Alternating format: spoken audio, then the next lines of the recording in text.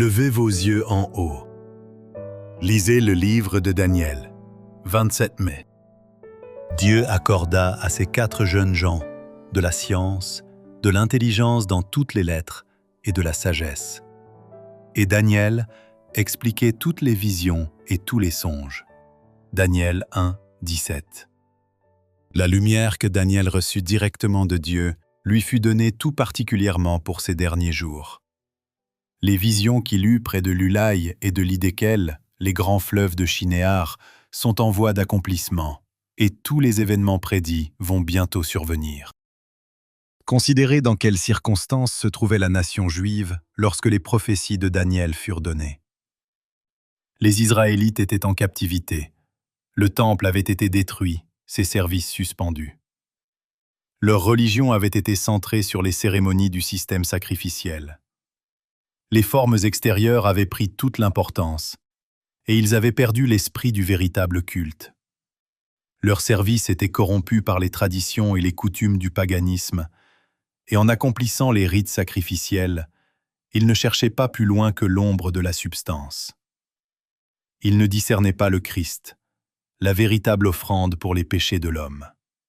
Le Seigneur permit que le peuple soit emmené en captivité et que les services du temple soient suspendus, afin que les cérémonies extérieures ne constituent pas la totalité de sa religion. Les principes et les coutumes devaient être débarrassés du paganisme, le service rituel interrompu, afin que les cœurs puissent être ravivés. La gloire extérieure fut supprimée, pour permettre la révélation de la gloire spirituelle. Dans le pays de la captivité, le Seigneur se manifesta à son peuple, qui revenait à lui dans la repentance. Il lui manquait la manifestation extérieure de sa présence, mais les lumineux rayons du soleil de justice brillaient dans les esprits et dans les cœurs. Quand les Hébreux en appelèrent à Dieu dans leur humiliation et leur détresse, des visions furent données aux prophètes, dévoilant les événements à venir, le renversement des oppresseurs du peuple de Dieu, la venue du Rédempteur et l'établissement du royaume éternel. Daniel avait des amis, et une œuvre particulière leur avait été confiée. Bien que grandement honorés par cette tâche, ils ne s'en exaltèrent d'aucune manière. Ils étaient des savants, versés dans les connaissances séculières comme dans les connaissances religieuses.